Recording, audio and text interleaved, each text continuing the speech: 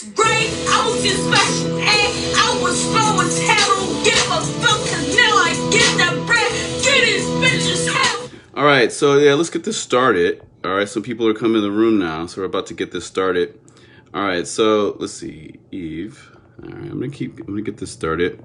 All right, so today's a lecture about the exploitation of Black women over the centuries and the targeting of Black women, girls, teenagers, toddlers, babies with hypersexuality, pornography, things like that. So this particular lecture is about the exploitation of Black people, namely Black women. So this is about animalism in hip hop. And we're going to be talking about, Nicki, Meg, Cardi, but this is going to be focused on pretty much, this is going to be a multi-part series, but this is just focused on Meg today. We're just going to be focusing on Meg The Stallion. I'm going to reference, Kim and Nicki and other people like that. But this is going to be focused on Meg and Young Thug too. We're going to be talking about Young Thug because they did a song together. So this is focused, this lecture right now, I'm just tagging people to enter the room. This lecture is going to be about Meg and Young Thug's new song, Don't Stop, which is kind of using children's themes in a hypersexual manner, which is, sickening, just like cuties, just like all these other things that are happening. We see there's a clear movement. And today I'm going to be showing that it's not a new thing. This is a centuries old thing of the exploitation of the Black woman's body by Europeans, okay? By record label owners. That's what I'm talking about, okay? And I'm here to talk about a very, very serious problem. Very, very serious problem. And the problem is the grooming of Black youth, to grooming them and pushing them towards, hypersexuality, as well as hyper thugism, hyper gangsterism, teaching Black youths via the radio how to rob people, how to drug people, how to all these things, debauchery and criminal behavior they're pushing on our people specifically, because you don't see this happening to any other group. You don't see any other group. So we're gonna watch a lot of videos today. We're gonna be watching a lot of different things. So and this is going to be a lecture on the exploitation of the Black woman over the centuries by Europeans. And in today's context, we're talking about the entertainment industry, and I'm gonna be focusing on Meg and other people. All right. So this is gonna be a very, very serious lecture. There's a lot of very deep things that I'm going to show today. A lot of videos and different things like that. So shout out to all my students and shout out to all the students who are open to listening to these types of very important subjects that affect hip hop a lot. Because as we see, you turn on the radio, it's just like sex, kill. All these different types of things, and it's only Black people doing it. So it's like, why is that?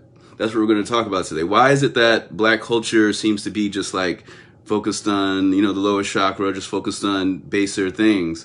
Why is that? Is that part of Black culture? Or Black people just into guns and sex and we're like some type of lower form of creature? Is that the truth? Because that's what the media is portraying. And so we're going to go through today and look at a whole bunch of examples. Okay, so we're going to flip around. All right, so we're starting the lecture. All right, shout out to everybody that's in the room. Got a bunch of people. I'm going to give everybody a wave. Let's see, wave. Or not everybody, but I'm going to see if I can wave a bunch of people. Wave. All right, so I'm waving at everybody. All right, so I'm going to flip around. All right, so we're flipping. All right, so this first thing is just to be straight, just to set the record straight. A stallion is an uncastrated male horse, a male horse kept for breeding. Also a male animal such as a dog. Let me see, close ad. All right. Now, let's see. So here we go. Yeah. Also a male animal such as a dog or a sheep kept primarily as a stud. So for those who don't know what a stud is a breeding animal, usually a breeding male animal. All right. So when they call somebody like, oh, he's a stud, they're comparing him to a breeding animal, right? And yeah, so we're talking about Meg The Stallion, but why would she define herself as an uncastrated male horse kept for breeding, also a male animal such as a dog or a sheep kept primarily as a stud? So we're gonna go back through history. All right. So now we're gonna pull up some slavery stuff and modern apartheid slavery stuff. So this right here, you know, we're gonna talk about animalism, and this is Venus Hottentot. All right. Venus Hottentot was a woman. I believe she was from, maybe this was South Africa, but she was from Southern Africa. I know that. And she was kidnapped back in the 1800s, and she was toured all around Europe. Just like how you might have a tour today with, you know, you see Nicki Minaj on tour, or you see Meg The Stallion on tour, right? This woman, she was in a cage. They had her in a cage, and, you know, they would tour her around Europe, and then the people would pay the people to have sex with her, you know, like the bigwigs that were watching, you know, because at that time, you know, even ballet had a connotation with, you know, prostitution and whatnot. All right, so this is a history of the exploitation of the black woman by Europeans. So we're starting with Venus Hottentot, and we're going to be talking about Meg most of the time today. So this is Venus Hottentot. All right, I believe her name was Sarah Bartman. And yeah, she was kidnapped, and she was paraded around Europe and exhibited in a cage. And this is back in the 1800s. Now, fast forward to today, I believe this was a human zoo in Belgium.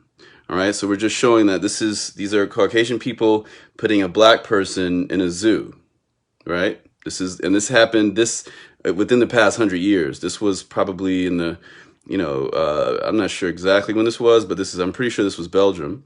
Now this brother right here, I don't know his name, but this was actually the Bronx Museum.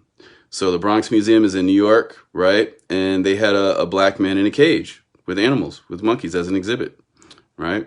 Even Coney Island had that, you know? So if you do the history and you look, even Coney Island had that. So here's more examples of human zoos of Caucasian people, the European diaspora, looking at, you know, forcing black people to be humiliated, right? Oh, shout out to Mahassan. Mahassan's in the house. Shout out to everybody in the house. So yeah, this is a lecture on the exploitation of the black woman by Europeans over the centuries as it relates to hip hop and animalism in hip hop. All right. So you can see that white supremacists have been treating black people like animals for centuries, right? Calling us animals, treating us like animals, putting us in zoos, creating apartheid. And just to flip back, you know, I'm the first free generation in my family, meaning that I'm the first one to be able to go to school with Caucasian people and, you know, have all the so-called same equal rights as Caucasian people. But everybody else in my family before me had, you know, were living under, you know, occupational military apartheid, you know, and before that it was slavery, you know, so, you know, we're going to go into that today. So let me flip around. All right. So we're going to start off with this. All right. So we've ascertained that there's a history of white exploitation of black people and black women on the sexuality tip. Right. So people were amazed by Sarah Bartman's rear, and I'm going to type in Venus Hottentot. I'm going to type in Venus. I'm going to type Venus Hottentot. And see, look, they don't even just have Venus Hottentot on there. You know, like notice that. Notice how Google won't even let me just have regular Venus Hottentot because they don't want to, you know, they're not trying to promote all this stuff and spread the truth, you know, the truth of history. Hottentot. All right, we'll type Hottentot, Venus Hottentot. All right, so this is Venus Hottentot. This is, all right, so we're about to start this lecture. We can see there's all these different examples of Europeans, you know, showing her, you know, as an animal in a cage. She was in a cage. They were parading her around in a cage all over Europe. They were raping her every night. And she might have died of syphilis, but she definitely had syphilis at one point. And they actually stored her, this is another example of her. They actually stored her remains in a museum, I believe in either France or Spain. I think it was in France. And her remains were stored, not even just her remains, only her genitals were stored in a museum in Spain up until probably, you know, recently, in the past probably 10 years or something. They might have returned her genitals back to Africa. But, you know, so this is what you know, the history of European exploitation of the black woman. So we see all these people gawking right here. This is a classic photo that some of y'all may have seen, like, given that the genetic disposition of the original woman, the black woman, is different from that of those Homo sapien, Homo neanderthalis hybrids that we call the diaspora today, that tend to have flat behinds. People were in awe of her. So you can see, like, people were like shocked and amazed, and a lot of people say even the fashion that came afterwards of women wearing the extra things in their under their dresses to make their butt bigger actually stems from this. Stems from European women wanting to emulate black women, as we've seen before. So this is an example of that, right? We see that. And yeah, so they, so she ended up dying, and she was in a cage like an animal, right? So this is about animalism in hip hop for everybody that's watching. So we're gonna start. All right, we're gonna start with some Meg. This is all gonna be about pretty much Meg, this particular video, because what's been happening is people have been coming at me like, oh, why are you coming at Meg? You're why are you trying to police black women? They should be able to do what they want. Now, to those people who feel that people should be able to do what they want, that's called anarchy, right? Anarchy is when there are no rules and you can just do what you want. So when you hear people say that, like, hey, she should be able to do what she wants, that's called anarchy, right? So that means, like, hey, no law. Like, hey, somebody can rob somebody can kidnap somebody. And we've seen, for example, we've heard Cardi B say she was drugging men and having transsexuals actually rape the men, and that's just really serious. All these artists are saying really, really dark things. That's going to be in another part. We're going to do a Cardi, expose, but this is just about Meg The Stallion, because Meg The Stallion's new, she's younger, everybody's like, oh, protect her. But this video is going to be proving that she's toxic, and that her new video is actually on some pedo stuff, which is really, really sick, really nasty, really disgusting, disgusting crap. And everybody's kind of just following it because it's like, hey, it's on TV, so it must be all right. But I'm going to be showing that this is a continuation of a long line of exploitation of black women. All right, so I'm going to flip back around. All right, so we're going to look at some themes and motifs in this video. All right, so this new video is called Megan The Stallion Don't Stop, featuring Young Thug, right? So I'm going to let parts of it play, right? And let's see. I'm going to let some of it play. Uh-oh, there goes a commercial. So let's wait for this commercial to end 1 second. All right, there we go. Commercial's over. All right, so boom. So now we see her coming out with the cat tail. It's like, okay, whatever, But the thing is that, I'm not going to play the audio. Okay, this is where it comes into, this is like some grooming type of stuff, So for people that know what grooming is when adults are trying to use psychological vices or audible vices or different types of vices to get kids to engage in sexual acts with them. So this is clearly a children's cartoon character. This is the cat from Alice in Wonderland. And the whole theme of this video is actually an Alice in Wonderland video with, they've got, you see transsexuals here. You see general black and Spanish diaspora women being sexually exploited on the other side. Right. And then we've got the main problem with this is the rocking horse. The rocking horse is the main issue. So my problem is not this. The strip club is not the problem. It's like, obviously there's strip clubs and they exist and there's strip club music. So this video is not about that. This video is not about me being some type of conservative that's coming down on sex rap, because I'm not against sex rap. Like, let's say you take Kool Keith's sex style, right? That's sex rap. But, he doesn't have children's themes on the album cover. So let me flip to that to give you all an example of what sex rap can be like without targeting and grooming children. So let me flip and find this Kool Keith thing. So you're going to see a lot of previews of stuff that's going to be in the future of this lecture. Oh, there we go. There's Kool Keith. All right. Okay, so this is Kool Keith's sex style, right? We see he's got a woman on the cover. He's got a motel on the cover. There's no stuffed animals. There's no cartoon characters. There's no children's themes, right? This is an adult rap album. It's a great album, Class A album, and there's no grooming of children. He's keeping it separate. And, you know, when anybody that bought this album, you weren't able to find this album in children didn't have access to this album because of the time period, right? And now we're in a different time period. We're in a time period where the parental advisory stuff doesn't really work anymore because the music is bypassing the CDs and vinyl and going straight to YouTube and streaming platforms. So kids are able to see it without parental supervision. And that's the main problem. So we're going to flip around. Right, exactly. Fetishism, Sylvia. Okay, all right. So now we're going to go back to this video. All right, so we've got the rocking horse. Now let me click back to this. I'm going to show you some other things. First, I'm going to show you this. This is just how brain dead the rap game is going, right?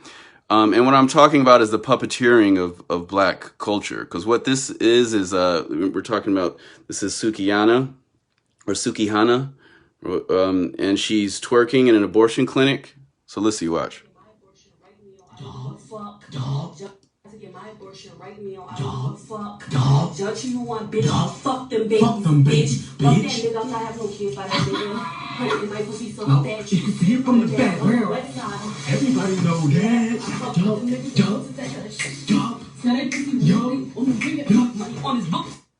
Okay, so we just saw that. I'm gonna rewind that because. Dog, fuck, dog. Judge who you want, bitch. Dog. Fuck them, baby. Fuck them, bitch. Fuck that nigga. I'm not having no kids by that nigga. Okay, so the main thing I wanted y'all to see with this is that she said, "Don't, you can't judge me, and everybody's like, oh, why are you policing black women? Why are you judging? So Rico Washington, I'm calling you out, Rico. You came at me like you're toxic, Ray. You're policing black women. You're policing the black woman's body. I'm just calling out centuries of exploitation of the black woman's body by Europeans. That's all I'm doing. I'm not saying, oh, women shouldn't strip and women should keep their clothes on. No, I'm saying that, the stuff that's in the strip club should stay in the strip club, or stuff that's pornographic should be highly prohibited from access to children. Just like, children don't have easy access to buying vodka or Hennessy, right? But right now, children have easy access to pornographic lyrics. And we're going to look at what happens when children are inundated with pornographic lyrics, right? Because that's a form of molestation, is audible molestation. Molestation doesn't have to be physical. If a shady uncle is showing a child some porno, that's called molestation. Right? Now, if a shady uncle or a mother or a father or a negligent father is showing their kids, a lot of the new rap stuff, they're actually mentally they're molesting their children through subjecting them to pornographic, visual material and audible material, like WAP and this new song, Don't Stop. The lyrics are very, very pornographic, and we're going to go through the lyrics, right? Okay, so let me flip back around. All right, so there's a lot of stuff I have saved up here. So let's look at the lyrics first. She says, I got a stank ass walk. So notice stank, right? There's a history of Europeans calling black people stinky, smelly, animalistic, right? That's a association with, being a lower being or being an animal, right? So I got a stank ass walk and a reckless ass mouth, right? So that shows that she doesn't care, right? And my ish so tight when we F my P talk, right? So she's talking about, I don't know, queefing or all different types of things. But, the thing is that, this is really pornographic stuff that she's speaking. And she's doing that on a children's toy, right? I'm going to play some more of this video. And notice this face mask she has on. I want y'all to notice this face mask. So you see this face mask she has on, right? So I'm going to pull it back to where the face mask is. So we see this face mask right here.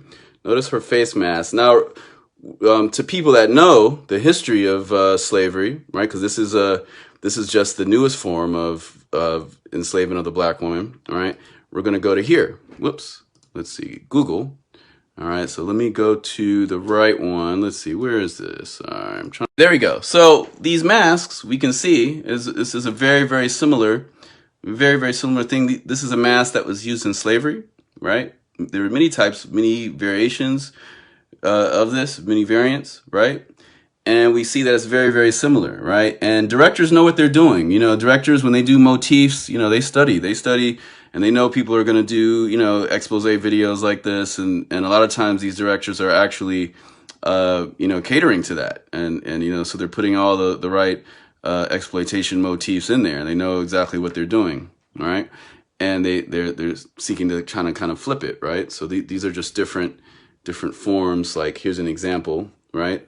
All right, so we're black people were, you know, treated as animals by European Americans, and the record companies are still doing the same thing, right? So we've seen that, right? Now let's go back to the video. I'm going to play it a little bit more. I'm not playing the audio because I'm not trying to get flagged by it. Even if you stop it and only play it for like 3 seconds, you know, people get flagged, right? All right, so now we see people, they're associating Vogue dancing with the children's toy in the background. So we've got a transsexual woman right here. You know, they're kind of mixing everything together in targeting children. So the main thing is that they're targeting children. This lecture is about the fact that they're targeting children. This is not about sex rap, because I'm not against sex rap. You know, sex, to me, rap should be able to go anywhere, or any art should be able to go anywhere, obviously. But, you know, this is clearly targeting children. They've got a rocking horse in the middle of the thing. Now, somebody could say, hey, a rocking horse, you know, it's just a prop in the back. It has nothing to do with children. There's no children in the video. Well, look, I'm going to look for a rocking horse. Let's see, Google. Where's the Google of? Okay, here we go. Rocking horse. I got it saved up. So these are rocking horses. I typed rocking horse. And when you type rocking horse, does it have a connotation with children? Yes, it does. We can clearly see that a rocking horse has a connotation with children. I don't see any rocking horses and an adult at a bar, or a rocking horse and adult in their condo by themselves. I don't see any adults when I type in rocking horse. I see a child on a rocking horse, right? We only see children on rocking horses, right? We only see children. We're not, right? I'm going to keep scrolling. I'm going to see if we can find an adult on a rocking horse. Nope, I don't see any adults. No adults on rocking horses. Right? This is like a futuristic rocking horse with a child on it. Right? These are all rocking horses, right? So we've ascertained that rocking horses are a children's toy, right? So we got little babies here, right? And all right, so now let's go back. So we've ascertained that, all right? Now let's go back to this. We're going back to the video. All right, so we've got them, you know, they're doing strip club sexual stuff in front of the rocking horse, right? Now, this is where Young Thug comes in, and, you know, you can see here he's doing the Edward Scissorhands thing, you know, that type of motif or whatever. Now, this video, if you notice, it's like, it's very colorful, and, you know, it's a lot of things that kind of attract children. And that's what this lecture is about. This is about the rap industry grooming children into thoughtism, you know, thoughts. For those that don't know, that means that H-O over there, or that hoe over there, right? So this is like thought culture, right? And, you know, they're pushing, and they're also pushing, kind of Nazi type of propaganda type of stuff of, you know, blonde hair. You know, they both have blonde hair. You know, that's another motif you can see. You know, Meg doesn't have her hair natural. Most black women are not allowed to have their hair natural. I'll pull up some articles with that in the YouTube version, and you'll see that, you know, around the world, you know, black women are forced to not wear their hair natural, or they get fired, or they're not going to get promoted, you know. All right, so they're going to press play. All right, so it's a very, very childlike thing. She's got the cat in the hat. She's got the tail of a famous character from Alice in Wonderland. So it's like Alice in Wonderland themes meets Edward Scissorhands themes, right? So she's got a cartoon type outfit, but her butt is out. And, you know, so obviously kids are watching this. Look how many views it's got. 0.5 million views, right? And it's only been out since October 1st, right? Just a couple of days, and it's got 9 million views. So definitely, I'm sure at least 2 million children saw this. There's no way that, you know, 9 million views, you know, and when I mean children, I mean everyone under 18. So including, you know, 5-year-olds to 15-year-olds. And obviously, you know, a 16-year-old is, you know, mature enough to look at this. But the thing is that when, you know, a 7-year-old is seeing this, and when a 6-year-old is seeing this, it takes on a whole different context, right? So we're gonna look at this and hearing it too. It's more of the words, more of the lyrics. I'm gonna go back to the lyrics. So these are the lyrics, right? She says, "I don't even say what's up. I just tell them I want what I want," right? So she's just saying like, yeah, she's, you know, into sexual freedom. And I'm not saying that that's a bad thing. It's just that when children hear this, that is a form of molestation. So she's molesting children by she's targeting them, right? So it says, "Cause I got another N-word that's gonna do it if he don't. Attitude bad, P too good. Yeah, when he says F me, I tell him F me." You know, so this is very pornographic. "Chase these N-words," right? And that's a, you know, slavery term as well. The N-words, slave masters were using that term. So that's what I'm showing you, that this is kind of like slavery rap. You know, it's almost like an echo of the sex farms from the past, right? All right. And so let's look at some more of this stuff. Now, let me see. So let's go to this over here. Now, we see right here, you know, Young Thug is in this video, and, you know, if Young Thug wants to wear a dress, you know, it's fine. I'm not, you know, if people want to, you know,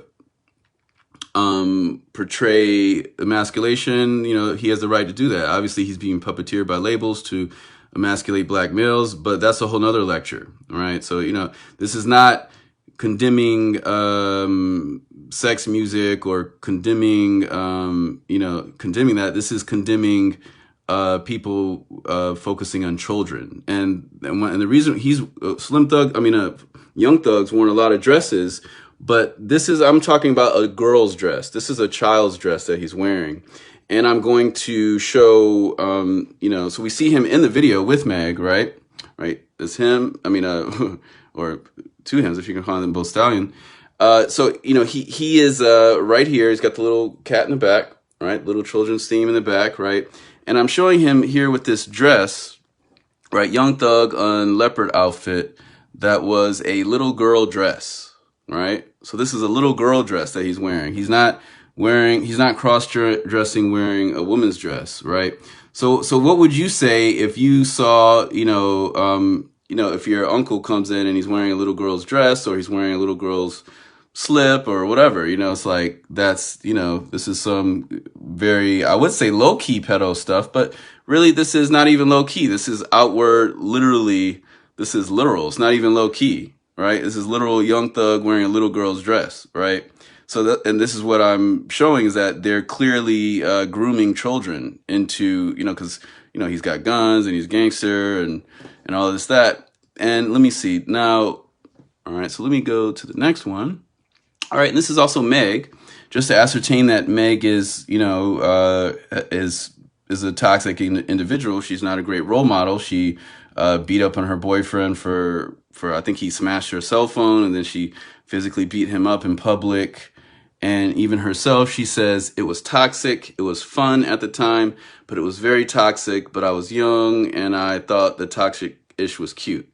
And I mean, she's still young. I mean, she's like 23 or something. It's not like that was a million years ago. That was like a couple years ago.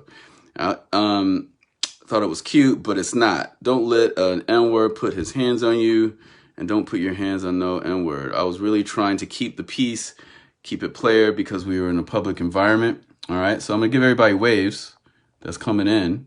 Shout out to everybody that's coming in. So to everybody that's coming in, this is a lecture about the exploitation of the black woman over the centuries by Europeans. All right, and now in today's context is hip hop culture. So hip hop culture is like the new, you know, black exploitation. You know, and before that it was, you know, it was a lot of general just prostitution, and even now, if you get fans only and all these things, Everybody knows that there's the new Sukihana video of her giving fellatio. Was low, giving head to a gentleman for like 15 minutes, and she vomits in the video and swallows it. And that's a new video that just came out, so you can type that and look that up. And that just came out like yesterday or something like that. And the whole internet, people are watching that, kids are watching that. You know, that's what I'm saying. There's no holds bars, there's no barriers. So then, and then we got to ask, why are there no barriers? Well, let's look back. I'm gonna flip around. You know, because people, let me flip back, because people will say, oh, well, it's on the parents. It's the parents' fault for exposing, for letting stuff that's being disseminated through the radio get to their children, right? They're calling it the parents' fault.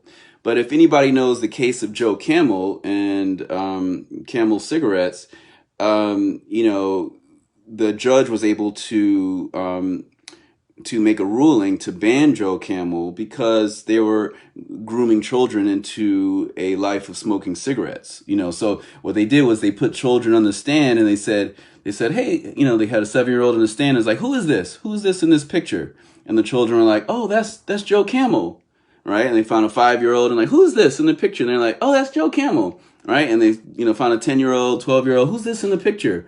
And the children are like, that's Joe Camel, right? So this is why Joe Camel's banned now, because they were able to put a correlation between they were marketing to children an adult product. So Meg is an adult rapper, not her age. I'm talking about she's an adult rapper as in her content. That's adult rap, sex rap.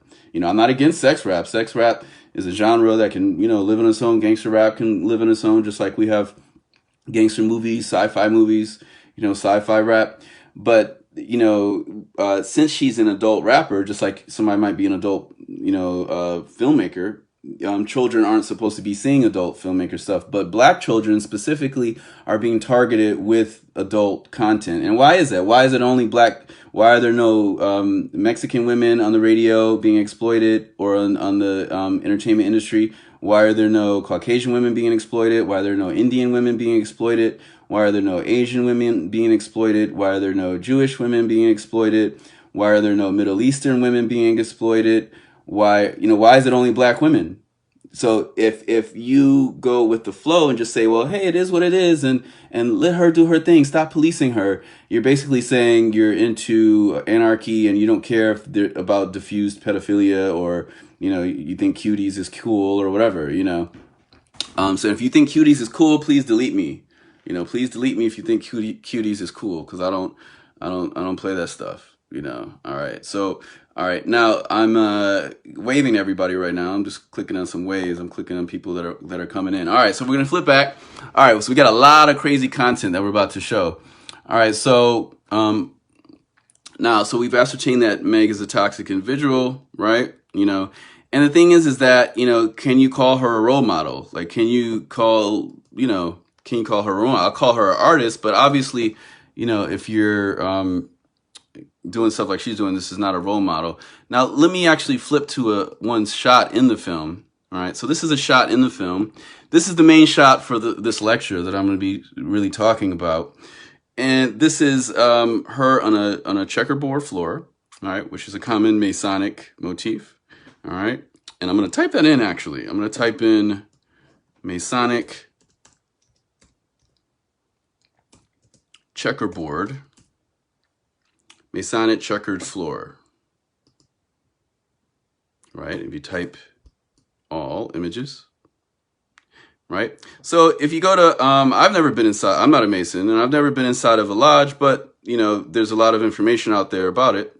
You know, if you go into many lodges, most lodges will have checkered floors, right? So you can see the lodges, they got checkered floors, right? Checkered floors. So most lodges have checkered floors. Most Masonic lodges have checkered floors. And for those people that don't know who Masons are a secret society. Actually, no, a society of secrets, because there's a difference between a secret society, right?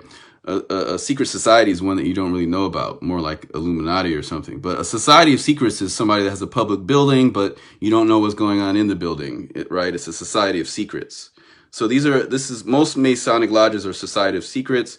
This is the woman version, right? They made a special branch of Masonry for women called the Order of the Eastern Stars, right? And that's the symbol right there is the upside down pentagram with, or I'm sorry, upside down star, right? But it's a pentagram. And it has like, it was made by, this was all designed by Caucasian people. And for those who don't know what Masonry is, it's a society of secrets that uses African, ancient Egyptian, African, culture. And, it was kind of, twisted by Europeans into a whole kind of new, secret kind of religion or organization, whichever way you want to look at it. Right, so we see the checkerboard floors are very, very, very common, not even common, I mean standard. I think maybe lodges have to have checkerboard floors. And if you've noticed, if you type rap music videos, if I type checkered floor, I'm gonna type checkered floor, and I'm gonna type rap video. Rap video, and maybe just the checkered floor looks cool from a director standpoint, but if you look at the history of rap, checkered floors are very, very common. So you see Young Thug, Uzi Vert, checkered floor. You know, a lot of people say Lil Uzi Vert. When you say it quick, you know, he means it like Lil Uzi Vert. Lil Uzi Vert is Lil Lucifer, right? It's Lucifer, right? Lil Uzi Vert, right? But this is not a thing about religion. You know, just for the record, this is about saving the children. You know, saving our children. That's what this is about. This is not about, you know, me being some like conservative coming down on sexually charged lyrics or pornographic lyrics. You know, I just want to reiterate, because I don't want people to think I'm, you know, coming out on some religious tip or something like that. This isn't about religion. This is about history. This is a history lesson about European exploitation of black women. All right, because people are coming at me, why are you policing black women? They should be able to do what they want. All right. But so let's look at this floor again. All right, we're gonna look at it again. All right, so we see, you know, checkerboard floors all throughout rap videos. Let's see. So you type, you know, let's see. All right, but yeah, so that's just a common theme, right? Now I'm gonna click around. So I'm gonna go over to here. I'm gonna go to this next one. All right, we got Stallion. All right, so let's see. Let's go over. All right, so this is Leor Cohen and Young Thug kind of explaining why this is like his album release party, why he's wearing a dress. Now, this lecture is not about the emasculation of the black male. That's another lecture I'll be doing in the future. The puppeteering and emasculation of the black male by Europeans. That's a whole nother lecture. But this lecture is about animalism in hip hop and the exploitation of the black woman. But I'm just showing this as an example that, you know, this is funded by this gentleman here who also runs YouTube. This guy right here runs YouTube. Leor Cohen is one of the top heads of YouTube. So if you're wondering why your video isn't getting views or that, it's because of him. He's blocking, you know, positivity, and he's promoting, you know, the F stuff, you know, the F-ish. Trying not to cuss, because he's also got algorithms too, that if he hears me repeat certain things that she says, he'll block me, but he probably won't block Meg from saying it, right? Or, you know, promote my video less. So I'm, you know, trying to be as clean as possible.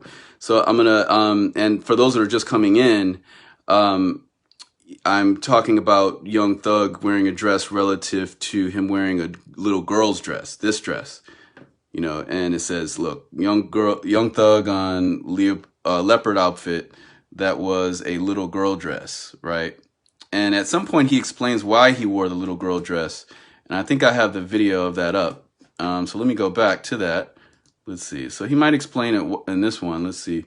I know I have a video of him explaining something along those lines. And this is also another thing. This is his dress. It was actually inducted into Young Thug's dress at display at the Museum of Fine Arts in Boston. So this is just to also show that Europeans are exalting black male emasculation, right? You know. But that's a whole nother lecture. So I just wanted to show that, you know, the Boston Museum actually has it. And the thing is that the Boston Museum probably doesn't have a lot of hip hop artifacts. They don't have, you know, anything from, you know, Kool Herc or Disco King Mario or, you know, or any hip hop legend. You know, this is like the only hip hop thing that they have in there, which is interesting, right? You know, I think it's very interesting. All right. And this was, I was having some debates with Facebook friends, namely like Rico Washington. Rico had posted a video saying that, you know, like Meg is, you know, revolutionary because at the end of this video on Saturday Night Live, she, you know, they all raised the fist and it says protect black women in the background. And, you know, I just wanted to show that, you know, if you notice all these videos, if you see like Nikki and all that, they have these women doing like kind of these weird, not just sticking their tongues out, but just kind of looking like a screw face. It's a very popular thing that they're having these black women do now, is having the screw face, and they, you know, kind of bug their eyes. Even Rico Nasty, right? Like I'm going to type Rico Nasty. I'm going to type Rico, let's see, Rico Nasty. I'm going to type Rico Nasty, right? So when you type Rico Nasty, let's see what comes up. I'm sure her eyes bugged and her tongue out, right? Because that's part of her whole thing. It's like, ooh, I'm crazy, right? You know, so this is like, you know, to me, and this is modern Sambo stuff.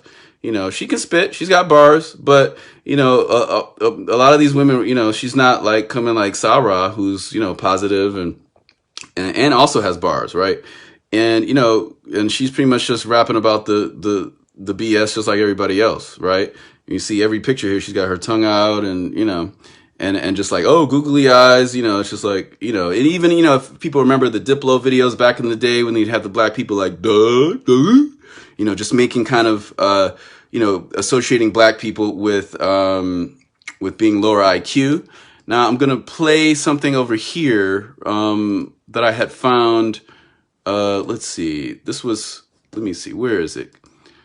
At a certain point, okay, so this is everybody's, you know, this is a very important thing too here with Little Kim, right? Because to all the sex positive people, you know, all the people that are telling me like, oh, stop policing black women's body, you're toxic, Ray, you're being toxic by, you know, by criticizing Meg. It's like, no, I'm just criticizing. I'm allowed to criticize. You know, and you know, I'm allowed to talk about the history of exploitation of the black woman's body by Europeans. That's what this lecture is about. So to everybody that's coming at me and, you know, saying like, oh, I'm toxic, I'm the one that's the problem, y'all sound like, you know, house Negroes. Actually, y'all sound like house Negroes saying, hey, just chill, you know, master's good, you know, it's fine, Meg is fine, everything's fine, don't stir up trouble, just, you know, shut up, you're the problem, you know, that's how y'all sound.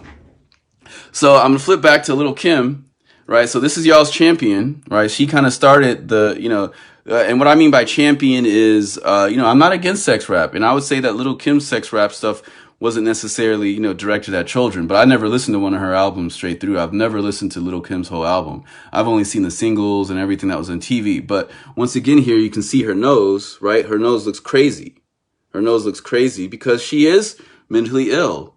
And that's what I was talking about with the Rico Nasty thing. Not only are they showing mentally ill motifs for black women, you know, they're pushing them to act stupid and crazy and, you know, stuff like that. Even Meg says it herself. They're actually, you know, people really are mentally ill. Mental illness and sexual exploitation go together because a lot of women that are sex trafficked, a lot of them are mentally ill, right? And a lot of women signing these contracts are actually mentally ill. And also Rico came at me and was like, well, Meg has her own agency. She was able to choose and make these decisions. Like, yeah, she's able to make the decisions on her own. She's a grown woman. But the thing is that, you know, if you give somebody the choice of, hey, do you want to work for Walmart or do you want to be a millionaire? And if you're going to be a millionaire, you just sign this paper and we'll make you a millionaire. People are going to sign that millionaire thing. So that's exploitation. They didn't force her to sign the contract. You know, it's not necessarily coercion, but, you know, it's exploitation. Black women are being exploited by Caucasians, right? It's not just, oh, they're empowered and they're choosing what they want to do. This isn't empowerment, right? Empowerment is when you run the record label and all that, but they don't. And let's see who directed the videos. I'm going to go who directed the videos, right? That's the next thing, right? Because they were both European Americans that directed the video and the cinematographer, right? And Bad Baby believes Little Kim got surgery to look like a white person. And she's right. Bad Baby is 100% right. You know, this is another elephant in the room in the black community. People don't want to talk about perms and all that type of stuff. The fact that perms are we wear them freely on our own, right? Because we're ashamed of our natural hair, we're ashamed of our natural noses, right? This is little Kim now. Let me see. I think I have one of her earlier. This is how she looked in the past, right? She was very pretty, even though she was ashamed of her natural hair, right? By wearing the European, the wig party kind of hairstyle, right? And here we have her chopping her nose up, you know, similar to the Jackson family, similar to, you know, a lot of different people, even Black China, right? I'm going to type in Black China, and we're going to see, I'm going to type, before, so we have before and after little Kim, but I'm going to type Black China, Black, let's see, I think I forget how you spell her name, China, like that or something. I can't remember if there's a K in it. So I think that's the right, yeah. So this is her before. We're going to look at this. We're going to look at her before, right? And actually, this one's not even the newest because her nose doesn't even look like that now. She's looking more like little Kim now. Her face looks crazy now. And when I say crazy, I mean mentally ill. You know, because to me, this is mental illness. You know, this is called dysmorphia, and we're going to be talking about dysmorphia today as well. Dysmorphia as it relates to animalism and hip hop and the exploitation of the black woman and the way that, you know, teens view themselves, young black girls view themselves, you know, young women view themselves, namely black women, because this is being targeted at black women. This is the one I was looking for, right? You can see like she's had a bunch of stuff done to her face. She looks very, very, there's something, you know, she's also got makeup covering the stuff that, you know, that looks really weird and unnatural. But, you know, this is how she looked before, right? And you can see the difference, you know. So dysmorphia is a very big thing in the black community, and that's due to white supremacy, right? Because there's dysmorphia in general amongst women, right? Because women have, women are pressured in society to have certain standards. But, you know, when a Caucasian girl wakes up in the morning and she just, you know, washes her face and ties her hair back, you know, black women, they aren't able to do that. They have to pay thousands, millions, trillions, right? If you look up how much the black hair care industry costs, it's trillions. It's like Caucasian women are able to go to Supercuts, pay $35, and they're done. Black women are spending $50,000 a year on tracks and weaves and crazy stuff. You know, like a $2,000 weave is crazy. So there's all these things that are just keeping black people in the ghettos. And all these things are by design. It's not part of black culture. It's not an incidental thing that's a natural occurrence, like a social Darwinism thing. Like, hey, that's just how it is. Black people just love guns and weaves and looking like us and they're broke and they're, you know.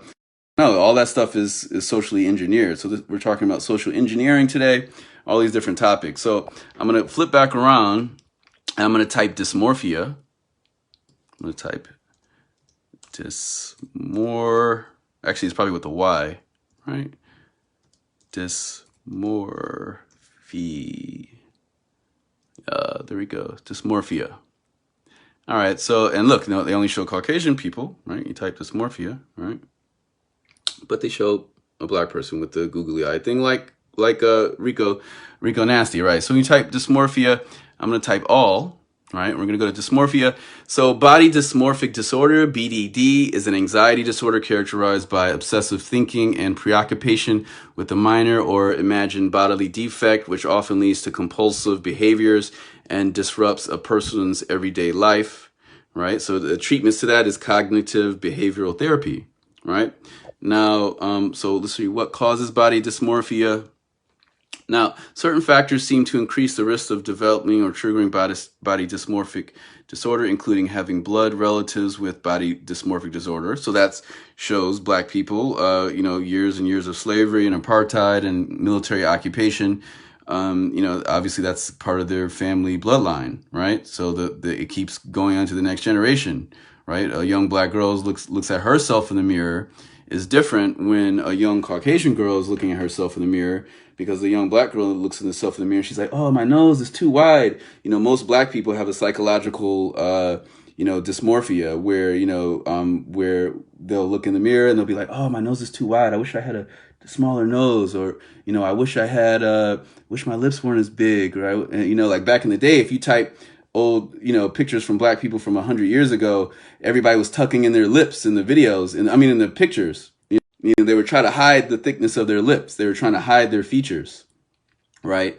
And even today, so, you know, black women and black men, people will be ashamed of their hair. So black men, we just cut it off, stay bald or keep a Caesar, right? A Caesar, you know, a European conqueror, right, of black people, right? We get the Caesar cut, and you know, and it is what it is. So dysmorphia is a very, very big thing in the black community, and dysmorphia in the black community is worse than any other community because we look more different than everybody else. You know, almost there's probably 9 out of 10 black children have looked at themselves in the mirror and even been like, oh, I wish my nose was more European. And that's why when you see a lot of black makeup artists, they put the extra, because I'm a painter, you know, and whenever I look at, you know, like makeup styles and I see they put that dark line right here, they'll put a very dark line because they're trying to create a fake bridge of their nose. They're trying to look like Europeans and they're trying to be like, oh, look, I have a higher bridge. So I'm going to put dark makeup right here. So I'm going to flip back to the dysmorphia thing I'm going to show with Black China. Like you can see right here. So this is one of those tactics for, you know, women know this, but guys don't really know this a lot, that women are putting heavy makeup on the bridge of their nose to try, or on their nose to try to make a bridge, you know, like, because, you know, you see she's trying to make a bridge on her nose, right? All right, so let's move on. Let's get back to the video. All right, so we're going to keep playing some more of the video. All right, so we see it's bright colors, children's characters, right? All right, now, we see dinosaurs in the background. Kids like dinosaurs. I remember being in kindergarten and all we pretty much learned about was dinosaurs, right? And all right, so then we got, we're going on, we're moving forward, and I'm going to get to, so here we go. Now she's got the Alice in Wonderland theme, and notice too that what she's wearing in her hair, right? Now she's wearing this in her hair, and this is kind of what, you know, like, you know, grown women do that wear this, but this is, you know, in our society these days, you know, grown women aren't really wearing these anymore. This is more of like a teen thing. And if you look at all the comments in the video, these are all mostly probably teens and kids and children making these comments, right? So that's the problem I have with this video. You'll see it says trending, number 20, right? And there's no restrictions when you open this video up. Notice when I open this video, there is no like, hey, parental warning or anything like that. And that's my problem. That's the only thing I'm saying is I'm not against sex rap, but I'm against sex rap that's targeting children, and then also the fact that Lyor Cohen is not, for those who don't know, Lyor Cohen is, that's this guy right here. Let me go back. Where is that picture of Lyor Cohen? This is Lyor Cohen here. He's the head of YouTube, right? Or one of the heads of YouTube. I think he's the head of YouTube. And, you know, so my problem is not, is the puppeteering of the black woman by Europeans like Lyor Cohen and other record label execs, right? So this is Young Thug, release party. I'm going to press play. The use of cover that I had the first time, I really didn't want to use it because it was kind of plain and simple. It was more on my Young Thug level. This is crazy, right? Yeah. But what's the difference between Young Thug and Jeffrey? I'm trying to figure that out. Who are you right now? And what you're doing now? And everybody laughs, right? And Jeffrey was his original rap name.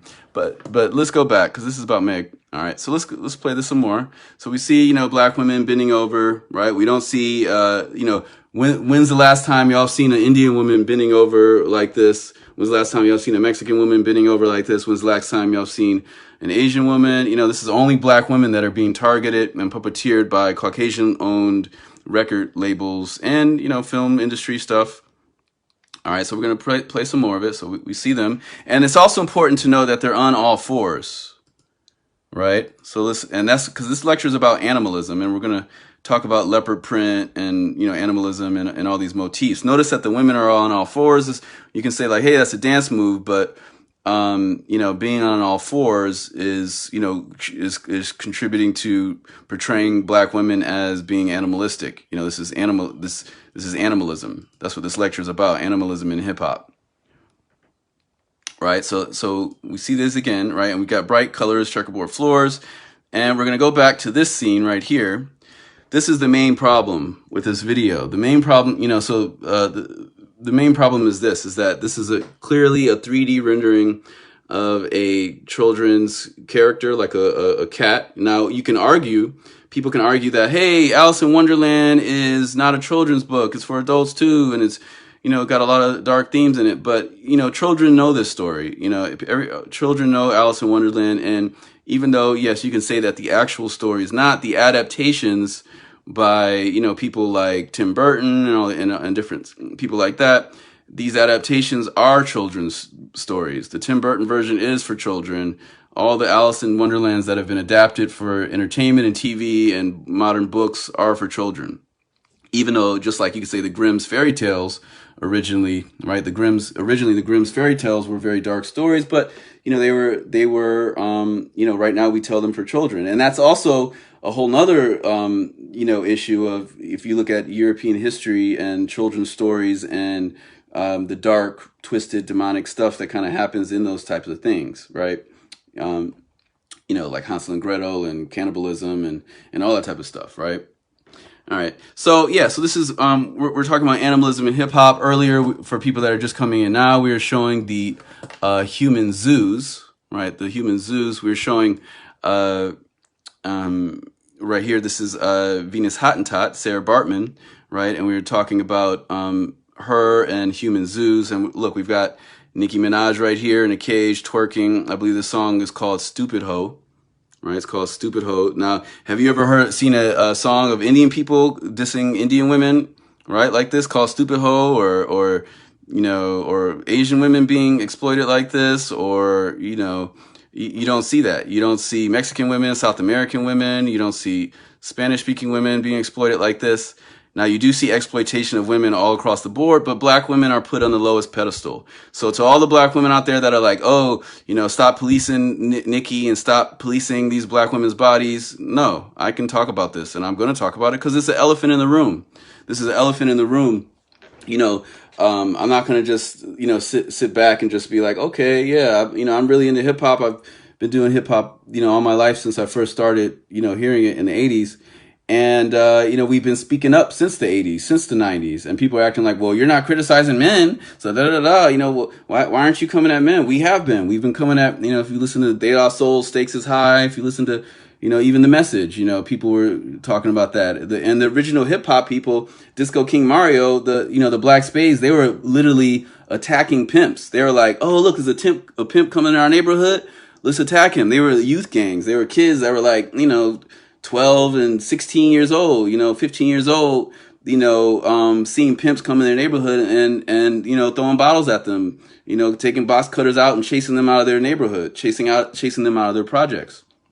Right. So that's the real origins of hip hop. Hip hop wasn't about pimps and hoes, but they added the whole blaxploitation hip hop. That's funny. I said that, much later, that came out later in the 90s. Right. When the European labels took over. Right, because at first, it was European labels at the beginning, but a lot of times, they were much smaller labels when the bigger labels took over. So we see Nicki Minaj here in the cage, and this is Animalism. She's literally wearing the cheetah print, right? And this is pointing at the fact that in the Megan The Stallion video, the women are on all fours, right, like animals, right? Most animals don't stand on 2 feet.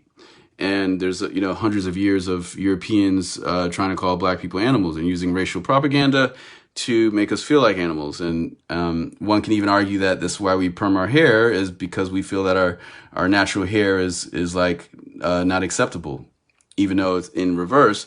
If you actually look at it on a biological level, African hair is the original Homo sapien hair, and straight hair is not human. Actually, it's actually from Neanderthals. It's actually Neanderthal hair, all right, from the Neanderthal trait. It might have been the OCA2 gene. That might have been just the skin gene, but yeah. So let's flip back. All right, now so let's go to here. All right, so we're gonna go back to here for everybody that's just coming in to just see where the state we're at with hip hop. This is the new famous woman rapper. Her name's Suki Han. I'm gonna press play. To get my abortion right now, I don't give a fuck. Judge who you want, bitch. To get my abortion right now, I don't give a fuck. Judge who you want, bitch. Fuck them babies, bitch. Fuck that nigga. I'm not having no kids by that nigga. And my pussy so Oh, fat. you can see it from the back. Well, everybody know that.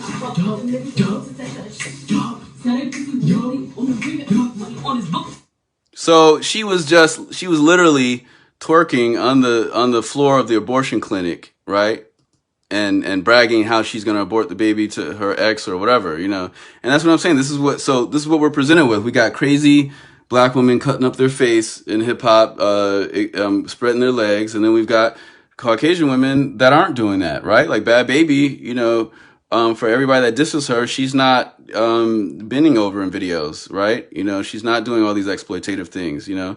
She's, and most Caucasian women, whether it's Taylor Swift or whoever, Sia or whoever, you know, they're not exploiting themselves, right? How come Caucasian women aren't being exploited like black women are being exploited, all right? So let's go to this.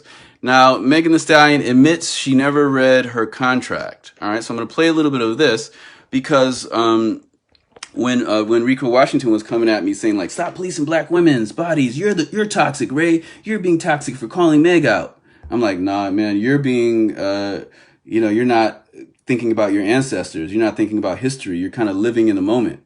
And that's what, you know, when you see like racist people on TV or Trump supporters or people like that, and you're like, why can't they, or police officers that are brutalizing people, and you think like, why can't they, why are they being racist, or why? It's because they're not thinking about history. They're only thinking in the present, like an animal or a child. Like, right, like a child is only thinking about, you know, now and maybe 10 minutes in the future and maybe 2 hours in the past, or even a dog, right? A dog's only thinking, you know, about right now, a little bit in the future, a little bit in the past. And they're not thinking about 15 years ago, or thinking about history from 50 or 100 years ago. So, you know, people like you and I that are, you know, intelligent, we're thinking about history when we make decisions or when we look at a political issue in life. But, you know, the people that are kind of on a lower level of consciousness are pretty much just using what they have that's right in front of them. So if they're living in the moment, then they're just like, hey, what's wrong? I can get a job, you can get a job, you're not oppressed, there's no chains on you, because they're not thinking about, institutional vices and systems and systematic structures and whatnot. So let's flip around, all right? Now we're going to look at this, all right? Here to take a look at the big picture is three-time Grammy-nominated singer Scott Gertner, attorney Kevin Murray, and former CBS Epic Records Vice President T.C. Tompkins. Glad to have you here on The Factor Uncensored. Nice to see you. Scott, what we see now, this happens all the time with artists, especially when they're starting out in the beginning. So Rico is saying, well, Meg has agency. She has control over what she's doing. All these black women have control over what they're doing. And yes, they do. But the fact that she never read her contract shows that she's being puppeteered and she actually has no agency. Because if you haven't read your contract, you're not the agent. You're a minor, basically. You're and you need a lawyer to be, because you can be pro se. You don't need a lawyer to do a contract. I do my own contracts. You can be pro se. All right. Now, so clearly she doesn't know what she's doing, right? They don't know their worth yet because they don't have any points on the board. That's true. They want a deal so bad, they'll take anything they can get and find out later on that they're not being compensated, and it's probably a long-term deal. And I think times have changed now, so I think it's confusing, and a lot of times they don't have legal representation. Kevin, speaking of legal representation, you've represented people in music deals like this. Now, when they say we didn't read the details, the devil's in the details, is that their fault or is that the record company's fault? I think that's a loaded question. I mean, obviously, it's the artist's fault. I mean, ultimately, you are starting a business. It's the artist's fault. That's all I wanted to play. It's her fault. It's the artist's fault, right? Now we're going to look at this again. So this is once again using children's themes, grooming children, right? So let's go to some of these other things. We saw that already. All right, now we were talking about dysmorphia before. This is Nicki Minaj before and after, right? So I'm ascertaining that black women are being exploited in hip hop because people are trying to tell me, no, black them out. You're being anti-sex positive, right? But it's like, if anybody that's seen those slut walks and all that type of stuff, with Amber Rose slut walks and they have kids in the slut walk parade, like that's sick. to have a kid in a sexual parade or a kid in a parade that's called slut. It's different if you're 18. If you're 18 and you want to be in slut walk, fine. Be in slut walk, right? 18, 19, you're in, you can be, if you want to raise a slut flag and walk down the street, fine, do that. But when you start getting kids involved and trying to promote slut walk to children, that's where it becomes into to grooming, right? And we're going to flip back. We're going to talk about the psychological aspects of this. This is the meat of everything. All right, so understanding the effects of pornography on children. All right, so we're going to read this. Now, so raising a sexually safe, I'm going to zoom out a little bit like this. I'll just go like this. Raising sexually safe and healthy children is key to preventing sexual abuse. Parents should not let the pornography industry be a primary sex educator of their children and must speak up in their homes and in their communities. Like I'm doing right now, I'm speaking up. All children deserve a great childhood, and exposure to any aspect of pornography gets in the way of that goal. Below, you will find tips from renowned expert Cordelia Anderson on how to mitigate the effects of over-sexualized images seen by children, right? So, promoting healthy sexuality, understanding the effects of pornography on children. Seeing unfamiliar-looking bodies engaging in acts that a child cannot comprehend is confusing and frightening experience for a child or adolescent. Children or adolescents may experience autonomic sexual arousal at the sight of pornography, which can confuse them into thinking that they like what they see, when in fact their bodies are reacting instinctively without the approval of their brain. All right, now children and adolescents can become desensitized to pornography exposure, and this can result in acting out of sexualized behaviors with other children and engaging in high-risk sexual experiences by adolescents. Now, if you talk to any public school teachers now, you'll find that, kids are having sex underneath the staircase, kids are having abortions or having their babies in the bathroom. Kids are, running trains in the gym, under the bleachers, and obviously that can be happening anywhere, but the level of debauchery in the Black community is even lower, right? Because like I was showing before, we saw Sukihana, twerking in the abortion clinic, right? And obviously she's doing that for clout, right? But the thing is that, these young girls see that and they have their Instagram pages and they're all trying to be Instagram models. And now they want to be fans only models, where they're going to try to start their fans only page as soon as they can, right? Because they're trying to get money, through sex. So the problem is that they're targeting Black girls. They're targeting Black women. They're targeting Black girls. They're targeting Black toddlers, right? And we just saw Young Thug wearing a little girl's dress, right? So this is just a lot of a lot of these people are very, very sick individuals, and they're pushing a lot of stuff. So let's look at some more of this. How pornography harms children. The advocates, all right. So easy access to online pornography. So that includes, rap pornography, right? Because, I'm not against sex rap, like I was saying before, but I'm against children having access to sex rap, and that's the problem. So easy access to online pornography and the potential harm of consistent exposure raises concerns about children's health and well-being. The internet has made children's access to pornography a more significant issue. Children, because, back in the day, it was hard to find for kids to get pornography.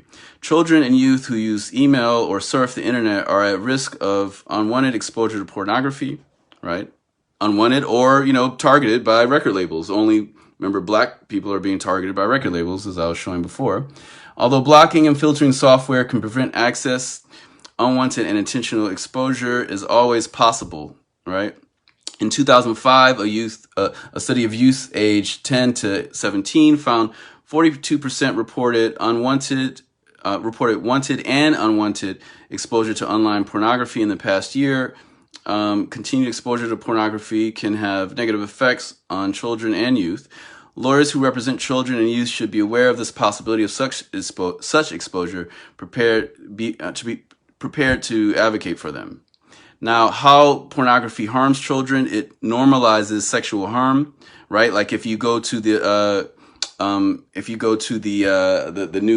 new WAP song, she's like, I want to gag, I want to choke, right? She's like, I want to gag, I want to choke, and little kids are seeing this. That's the problem, is the little kids are seeing it. And going back to the whole gagging and choking thing, before we were looking at, let me see. at this, right? Oh wait, no, that's not it right there. Where's the this right here? So as far as gagging and choking, that's a historical thing. You know, when you hear Cardi B say, "I want to gag, I want to choke," you know, she's, you know, not only is she referencing what's happening now, but she's referencing BDSM culture in general and introducing young children to BDSM culture at the age of, you know, there's kids at the age of 5 that are singing the song, right? Kids all over the world are singing the song. I got a friend from Germany said he heard a bunch of German kids, little kids singing it, and they didn't even, you know, they were German. They didn't know what, you know, the people were saying, which is interesting, right? And so yeah, let's go back. So, you know, this we're talking about BDSM. There's a book that I recommend everybody go look up or cop. It's called The Delectable Negro: Human Consumption and Homoeroticism Within U.S. Slave Culture. Right. So this is a book about the fact that slave masters were not only, you know, raping their victims, they were eating them, and, you know, they had, you know, all types of weird experimental instruments.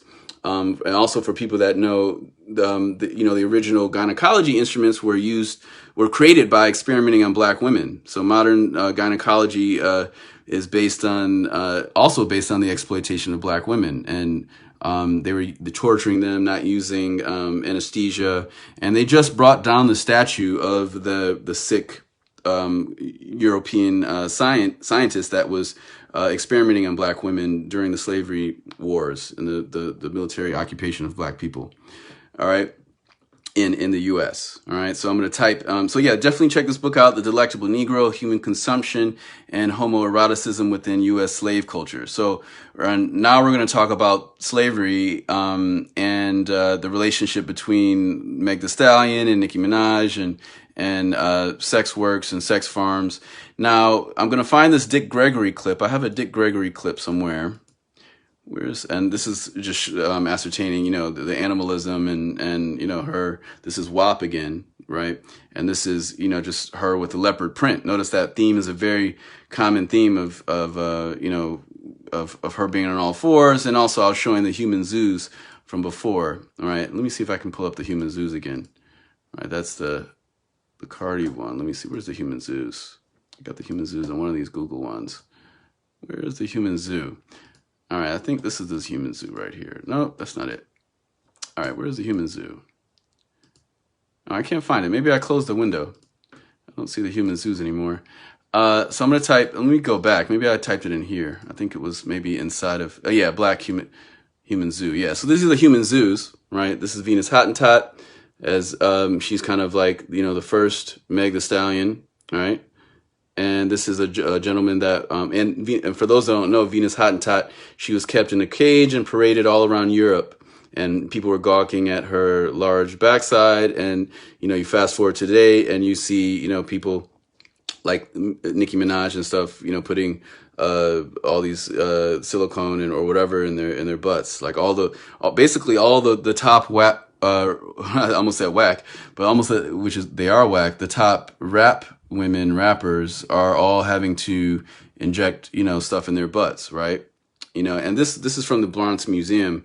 This gentleman, you know, he was, this was during, you know, the past 100 years, right? And I believe this was Belgium.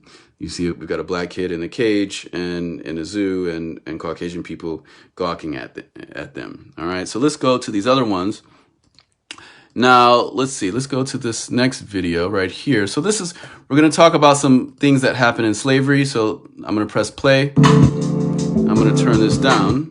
All right. So I'm just going to read this out. So this is 7 abominable acts that happened during slavery.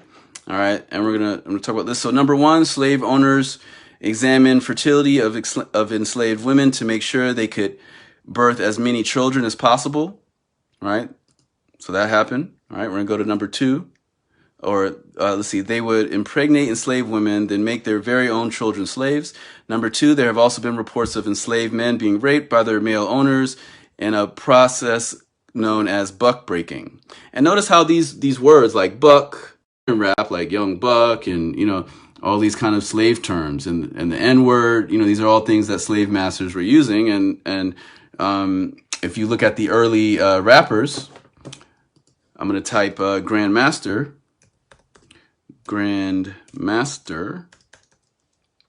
And I'm just going to type Grandmaster. I'm not going to type Flash or anything like that. I'm just going to type what happens when we type Grandmaster. We see stuff like this. But Grandmaster, I'm going to type KKK. Right? So these are Grandmasters, right? So there's Grand Dragon, there's Grand or Grand Wizard, there's Grand Wizards, there's, all these things. And you can look up some of DJ Spooky's work. DJ Spooky did a very interesting piece back in the day. DJ Spooky. Shout out to DJ Spooky. This is DJ Spooky. He did something, he remixed Birth of a Nation. I'm going to type Birth. DJ Spooky, Birth of a Nation. So he remixed Birth of a Nation back in the day before, the remake of Birth of a Nation that happened, a couple years ago. So Birth of a Nation, DJ Spooky, performed by the Kronos Quartet. He remixed Birth of a Nation and was comparing the names of the KKK people with the names of, a lot of the rappers who choose names that were KKK titles, like Grand Wizard. So Grand Wizard Theodore is the person who invented the scratch. So I'm going to type Grand Wizard. All right, I'm just going to type Grand Wizard. All right, this is what happens when you type Grand Wizard. You see KKK stuff. All right, this is Grand Wizard. These are different Grand Wizards over the years. Grand Wizard's like one of the high, positions of the KKK, right? So I'm going to type Grand Wizard Grand Wizard Theodore.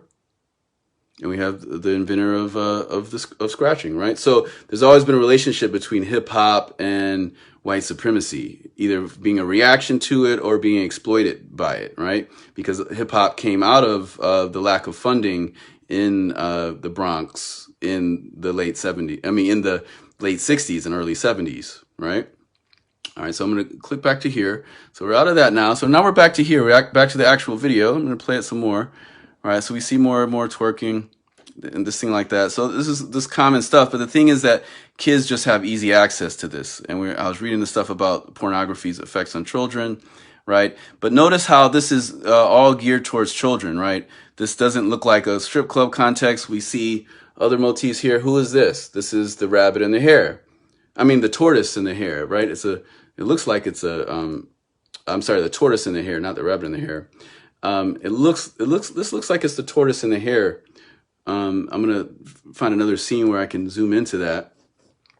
Actually, I think it's in this picture right here. I have it right here saved up. Yeah, right here. You can see that's a tortoise and a hare, right? So I'm going to type in tortoise and hare. What happens if I type in tortoise and the hare? So I'm going to type tortoise and the hare.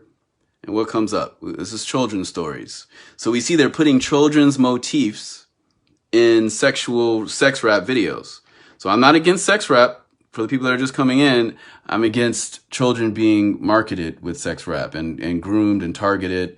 So I'm against them targeting children with sex rap. When you type children in here, it's clearly a thing about a kid's motif. So they're putting kids' motifs. They got the tortoise and the hare. They've got this little cat from Alice in Wonderland. These are, and it looks like a Shrek 3D Disney drawing or something, a Disney 3D animation. It looks like a thing for kids. There is Fritz the Cat and adult cartoons, but this is clearly not an adult cartoon. This is, kids are clearly seeing this, right? And they're being desensitized. Every video they see, they're being desensitized and they're being groomed further. All right, so now we're gonna go and go back to the slavery stuff. All right, so number 2, we talked about buck breaking. All right, now let's see.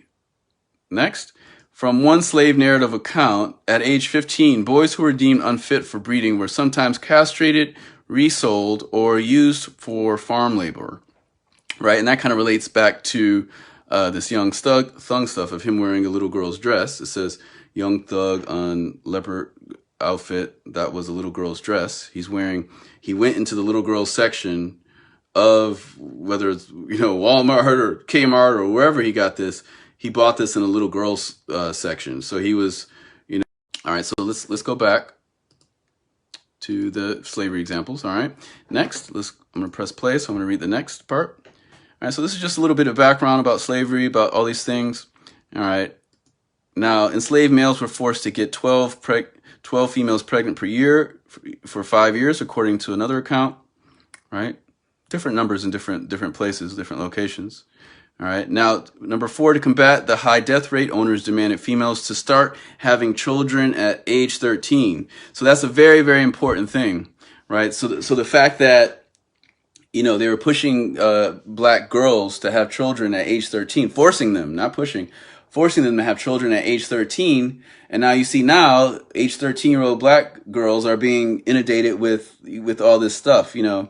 You know, there's a clear connection and a clear history. There was never a time in history where Caucasian people stopped exploiting black women. So to Rico and all the people that are, you know, telling me like, stop policing the black woman's body. You know, they're grown women. They should be able to do what they want. It's like, yeah, they should be able to do what they want, but we should be able to control what is affecting the children, because to say that it's up to the parents to just control what the kids are seeing, that's not what happened in the Joe Camel case. How come nobody said, well, you know, kids are, you know, it's up to the parents to stop their kids from smoking cigarettes.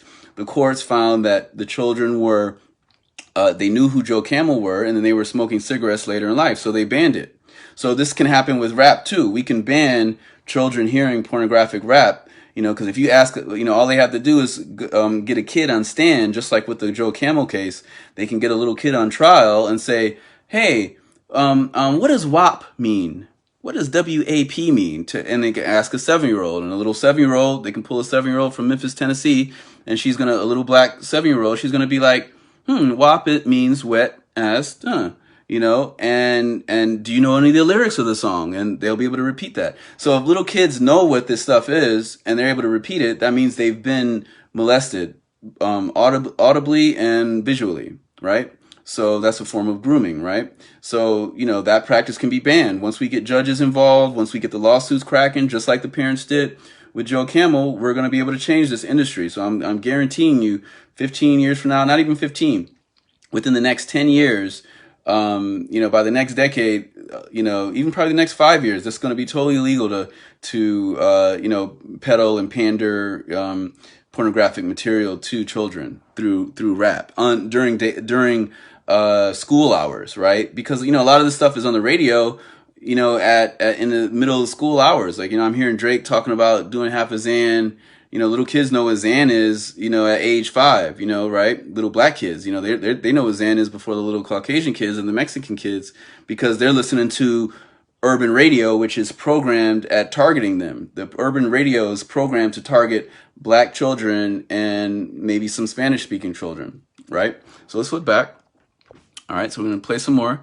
Now, to combat that, so let's go to the next one. All right. So by 20, women were expected to have 4 to 5 children. Slave masters often promised freedom for females bearing 15 children. All right, let me go to the next one. Okay, let's see what's next. Number 5, owners preferred to keep enslaved women who they considered pretty close to them in the house, right? But these women often suffer cruelty by the master's wife, including the beheading of a child conceived by the rape of a captive, right? And then let's go to the next. Plantation owners would entertain friends by forcing enslaved blacks to have orgies. The white men would often participate. All right. Okay. Now, if you let's go to the next thing. All right.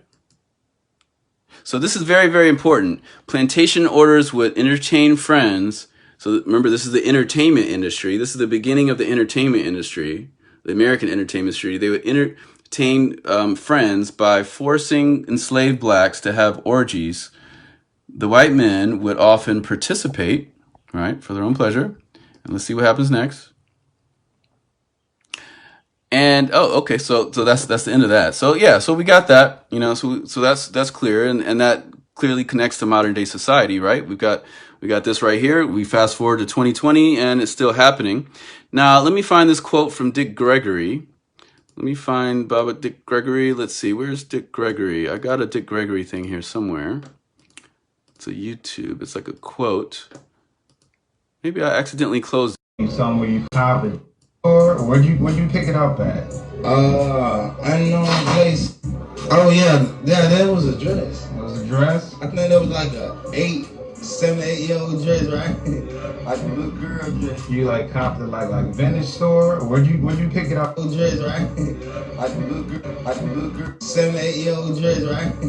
Like a little girl dress. You like copped it like Venice store? Or where'd you pick it up at? Unknown place. 7, 8-year-old dress, right?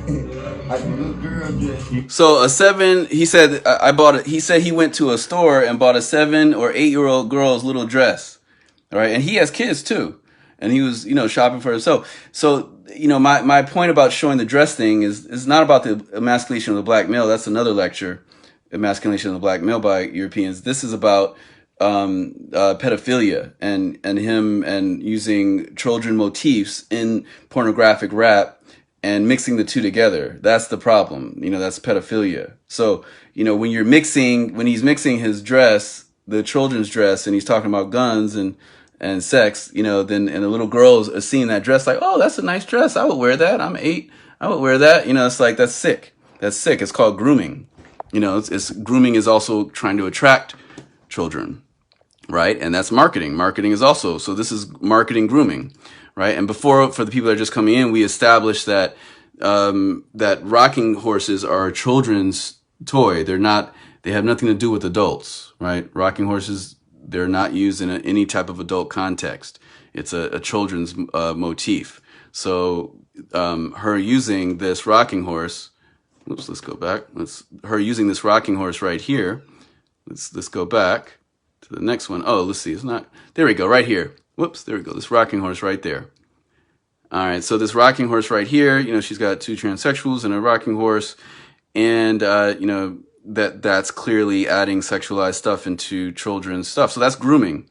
So Meg is grooming people. That makes her a groomer. Meg is grooming, a rap groomer. And Young Thug is also grooming. And they did a song together, right? It's called Megan The Stallion featuring Young Thug. Don't Stop, all right? And they're grooming in the video, right? So let's go a little bit later. I'm going to find Dick Gregory. Let me type. I must have deleted it by accident. I'm going to type Dick Gregory and then the Honky. So, a lot of people felt like, oh, slavery, that was, a long time ago. Now we're going to go to the word, the truth of the word, where the word honky emerges from, right? This is very, very important because there was a time in America where all the way up into when apartheid ended in America in the late 60s and the early 70s, to where, Caucasian people could rape black women and they could just roll up to their house and demand that a black person give their daughter to them. So Dick Gregory is going to talk about that. And that's where the term honky came from. All right. Was they were honking their horns to alert the person that they have to bring their daughter out to the front door. All right, so let me. I ain't never lied to white folks. That's how Martin Luther King. Oh, he was not. He was just as nice off TV as he was when he was on. I'll call you a honky in a minute. So when people hear the word honky, they think it's that it's just a slur, that's just some word somebody made up. But it comes from an actual practice. Just like the word cracker comes from an actual practice of cracking the slave whip. But I'll also be out here dying with you. Because I know who you are. And one day when y'all find out what the word honky means, you're going to die. See, prostitution is for white men. Okay? Somebody said, no, black man, no, she my sister. I get that bitch for free. Huh? Tell me about what it is. Huh? And all the whorehouses was in the black community, where them white men couldn't be seen by their friends. And they pulled up to the house and honked the car, honk, honk. And the black man come out and take him in and park his car. That's honky. Somewhere. So that's where honky comes from. So for those who don't know, that's where the word honky comes from. It comes from the institution of post-slavery prostitution of black women by European Johns, right? And for those who don't know, a John is somebody that pays for a prostitute. Now, me personally, I'm pro. I'm not against like legal prostitution, like if it's like if there's unions and things like that, but I'm against, sex trafficking, and I'm against, things like that. And that's what most prostitution is illegal, and it's sex trafficking, and is all types of horrible things are happening. So, Meg The Stallion is no different from, the history of Caucasian male Johns, puppeteering black culture. So in the 50s, like Dick Gregory was talking about, or the 40s, or any of these eras, it was them rolling up to the house, honking the car, and the black family was afraid that, well, if we don't submit, this guy's friends with the sheriff, or maybe this is the sheriff honking the car, then, the KKK might come and burn their house down. So let's let them come in and take our daughter or their wife or sister or whoever, or maybe they have a mentally ill cousin that they take care of, and they let the Caucasian person of the higher caste, because we live in a caste system, they would let the top caste person violate the lowest caste person. So black women are being violated. For hundreds of years, Caucasian people are violating black women. And when us black men start talking about, let's stop the violation, people are like, oh, you're Hotep, you're stop policing the black woman's body, this and that. But it's like, whatever, Hotep means peace, just like Namaste. You don't go to an Indian person and be like, hey, you're a Namaste, you're trying to, be positive. It's like, all this stuff, there's a lot of people that are twisted in the head, and they're letting people puppeteer them that they don't realize those people are actually puppeteering them. All right, so we're going to look at some more stuff. I'm going to wrap up. I don't want this to be 2 hours. I want to be under 2 hours. All right, so we're going to go to some more examples. All right, so we got that. We did all these. I'm going to just start closing these things that we've already done. All right, we did Lear Cohen. We did that. We did that. So let me go a little bit further. We got the museum. All right. So yeah, so I was talking about the screw face stuff. That's a common motif. And then at the end of this video, they all do, protect black women. She's raising her hand in power, But it's like to be able to go from this, and then this was on October 3rd.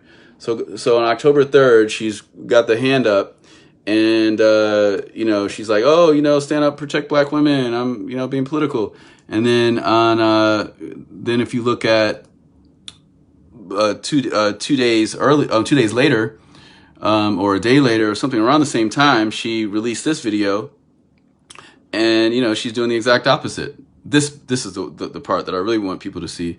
So this has nothing to do with it goes totally against what she's doing in the other video, right? This is clearly some pedophile stuff, using children's characters in a sexualized manner. And with, children's themes in the back, right? And we got a little pony in the back. Look at that. A little pony, right? That's a little thing, little girls want a pony for Christmas, right? And we've got, children's kind of colorful colors. There's nothing to indicate that this was made for adults, right? That's the problem.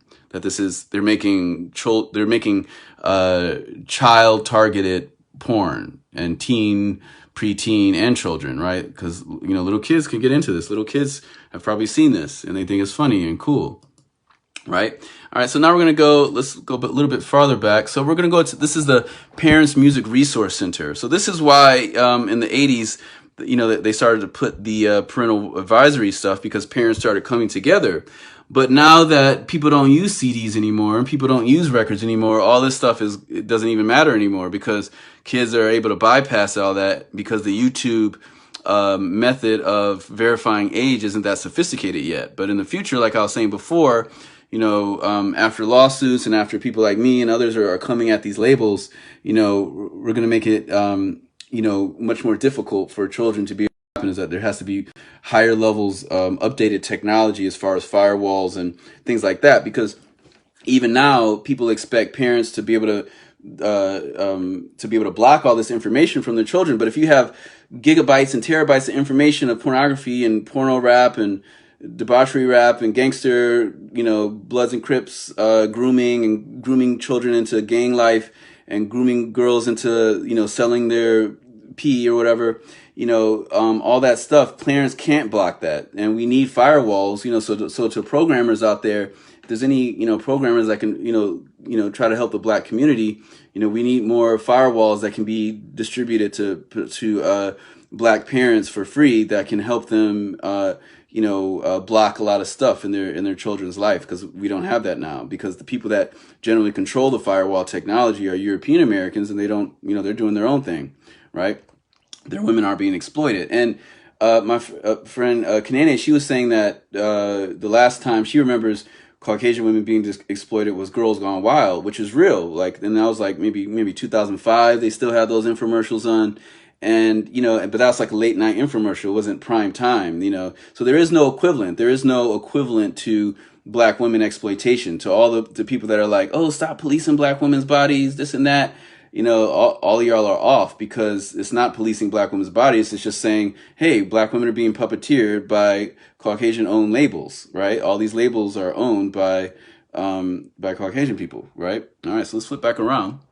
So the Parents Music Resource Center was an American committee formed in 1985 with the stated goal of increasing parental control over the access of children to music deemed to have violent, drug-related, or sexual themes via labeling albums with parental advisory stickers.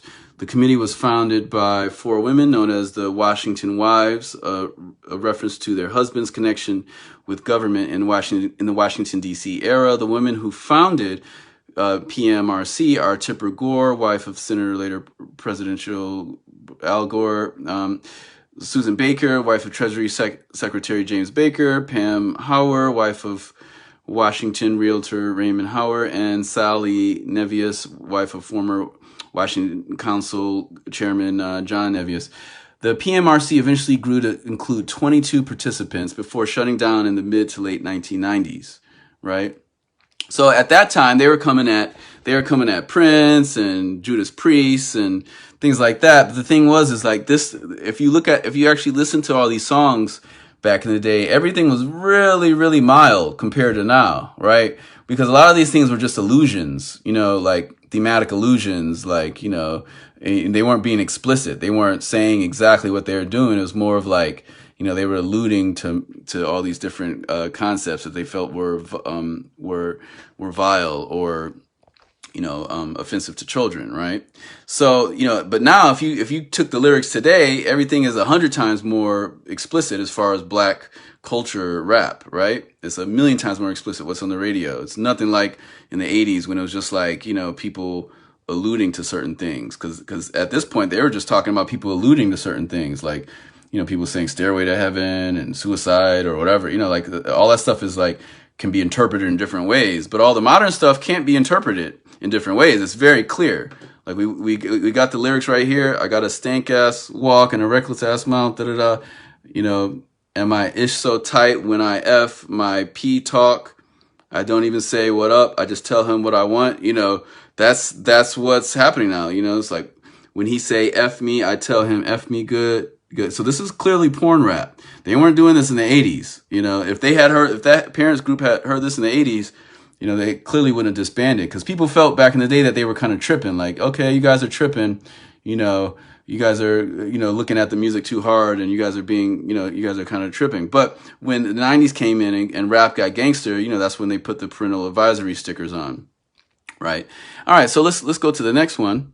All right. Now this is the director. Right, so this is the director of the WAP, not the WAP video, of the Don't Stop video, right? And his name is Colin Tilley, right? And if you look at his Wikipedia, if you look at Colin Tilley's Wikipedia, let's see. Let me type Colin Tilley Wikipedia. So let me see. I'm going to type Colin Tilley all, right? You see his Wikipedias right here. So he's directed over 200 videos, right? 200 videos, right? So these are the people that are pulling the strings in the rap game, right? He's got over 200 videos here. These are the people that are pulling the strings in the rap game, right? So just this is just to show that this is being puppeteered by Caucasian Americans. Now this is the DP. This is the DP of it that was choosing the angles and choosing the way the camera is being shown. This guy's name is Elias Talbot, right? Another Caucasian person, right? So we can see who's manipulating Black culture. right? And these aren't even the label execs that run the label, right? These are just the people that are implementing things, you know, from the top down, right? All right, so let's go to the next one. All right, we already did that. All right, so I think we're pretty much done. We've pretty much exercised this issue. All right, now we're going to end off on conditioning. All right, so there's classical conditioning and there's operant conditioning, right? Operant conditioning, also called instrumental conditioning, is a type of associative learning process through which the strength of a behavior is modified by reinforcement or punishment.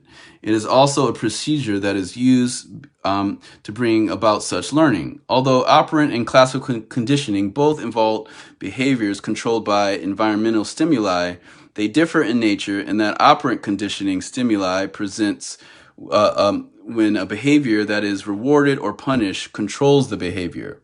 For example, a child may learn to open a box to get the sweets inside, or learn to avoid touching a hot stove in operant terms. The box and the stove are discriminative stimuli. Operant behavior is said to be voluntary.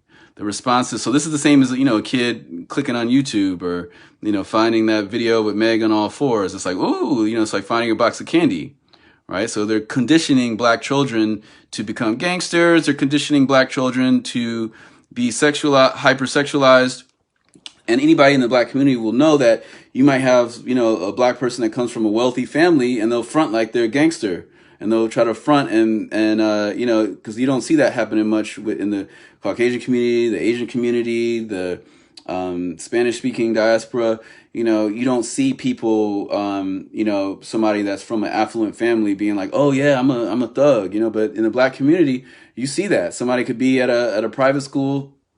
Like, let's say you have a school like Woodward in Atlanta, that's like a private school with a lot of black people, affluent people. You might have a kid in that school that's like, yo, I'm gonna go over here and to these projects, and I'm gonna try to slang and be down with these homies and do this and that, because they think it's cool, just like they think basketball is cool and they want to be a pro basketball player. They also want to be, you know, down with thugs. Even if their father's a lawyer, they'll be like, hey, you know, because a lot of people think it's just kids in the hood that are trying to become gangsters. It's like, nah, black people, all realms of black folks are being targeted. So let's flip back. All right, and let's look at these this chart. So we see operant conditioning. We see there's reinforcement increases behavior, or punishment decreases behavior. So there's no punishment. There's no anything to decrease the behaviors that we're seeing of the grooming of black children in pornographic rap material, or, you know, anything. There's no punishment whatsoever, right? And Lear Cohen and YouTube people, the YouTube programmers, comptrollers are part of this. You know, it's very easy for children to access all these things, right? And reinforcement, increased behavior, positive reinforcement, add appetitive stimulus following correct behavior, and negative reinforcement, right? Escape, remove noxious stimuli following correct behavior. Active avoidance, behavior avoids noxious stimuli, right? And from the punishment tree, there's positive punishment, add noxious stimuli following the behavior, right? And there's negative punishment, remove appetitive, I guess, stimulus following the behavior, right? Now, let's go back to this. I'm going to click on classical conditioning. So classical conditioning is more like the Pavlov test with dogs, right? And classical conditioning, also known as Pavlovian or respondent conditioning, refers to a learning procedure in which a biologically potent stimuli, for example, food, is paired with a previously neutral stimulus, example, a bell, ergo a bell. It also refers to the learning process that results from this pairing, through which the neutral stimulus comes to elicit a response, salivation, that is usually, that's sweat, I mean, not sweat, but spit, saliva, spit coming out of your mouth or the dog's mouth, that is usually similar to the one elicited by the potential stimulus. It was first studied by Ivan Pavlov in 1897. In classical conditioning, well, you know, when you see these rap videos and they connect, you know, positive things like, you know, like, hey, it's the new video, it's that new cool cultural thing, or whatever, you know, they're you know, your friends are hyped about it. Oh, what's the new Meg video? I want to see it. It's like open up a present. That's conditioning. You know, they're conditioning children into thoughtism, whoredom, and different types of gangsterism by using classical conditioning and operant conditioning in tandem in different ways. Also instrumental conditioning, right? All right, so we've got on that. Now we're going to end off on this. So even if young children can't understand sex or its role in relationships, the images they see can leave a lasting impression. It's a basic premise of marketing that what we watch, read, and direct our attention towards influences our behavior. And as many marketers know, as any marketer knows, sex sells. That's why we see products and services that have nothing to do with sex being marketed in increasingly sexualized way, like rap. Rap is music, it has nothing to do with sex. Obviously, music can, bring people together and make them want to have sex, but, it's being sexualized. Children as young as 8 and 9 are coming across sexually explicit material on the internet and all other media. Although research is just beginning to assess the potential damage, there's no reason to believe that early exposure to sexual content may have the following, there is reason to believe that early exposure to sexual content may have the following undesirable effects. So let's read that. We're about to end off. Early sex. Research has long established that teens who watch movies or listen to music that glamorizes drinking, drug use, or violence tend to engage in those behaviors themselves. So this is proof that the rap stuff really does affect kids, right? Because I remember when Kanye came out, he's like college, he was wearing the backpack and the polo things and the polo shirts and all that stuff. I remember kids getting less gangster in the hood. I remember kids, like when Kanye blew up in the early 2000s, I remember it being like, wow, things are getting less gangster. That's cool. And then as trap blew up, then things just got way more gangster. All right. So it really does affect the kids. Now, so let's see. So a 2012 study shows that movies influence teens' sexual attitudes and behaviors as well. The study, published in Psychological Science, found that the more teens were exposed to sexual content in movies, the earlier they started having sex, and the likelier they were to have casual, unprotected sex. And that's what happens. They're influencing young black women to be like, yeah, I'm nasty, raunchy, nasty, I'm stupid, all these things. She even says that in the song. She says she's stupid, right? In another study, boys who were exposed to sexually explicit media were 3 times more likely to engage in oral sex and intercourse 2 years after exposure than the non-exposed boys. So they're saying that once the kids see something, it's likely that in at least 2 years they'll do that. They'll try it, right? So, obviously if somebody sees that and they're 18 and they try that when they're 18, it has different ramifications if somebody is 6 and they see that and they try it when they're 8. Now, young girls exposed to sexual content in the media were twice as likely to engage in oral sex and 1.5 times more likely to have intercourse.